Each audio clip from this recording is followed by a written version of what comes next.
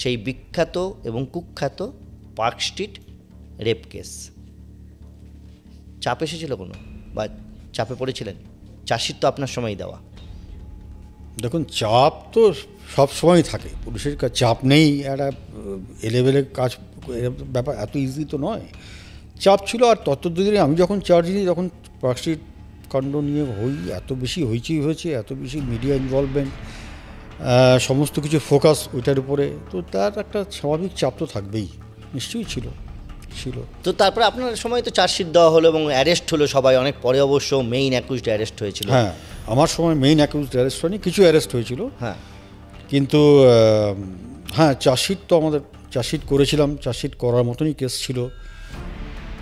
সেটা নিয়ে চার্জশিট করার ক্ষেত্রে কোনো সমস্যা বা কোনো রকম কোনো কিছু? কিছু ভিন্ন মত ছিল না তাই বলবো না, ছিল, কিন্তু সেটাকে ওভার রুল করতে হয়েছে, ওভারকাম করতে হয়েছে। এভিডেন্সের গুণগত মান নিয়ে আলোচনা করা হয়েছে, ঘটনা নিয়ে অনেক চুরিচেরা বিশ্লেষণ করা হয়েছে, এভিডেন্সকে মেমো অফ এভিডেন্স তৈরি করতে হয়েছে, করে ন্যাচারালি বিরুদ্ধ মত যেগুলো ছিল তাদেরকে বোঝাতে হয়েছে। তারপর একটা কনসেনসাস তৈরি হয়েছে, চার্জশিট দেওয়া হয়েছে। এটা তো গণধর্ষণের ঘটনাই ছিল বলেই চার্জশিট দেওয়া হয়েছিল কলকাতা পুলিশের তরফ থেকে। ঠিক তাই।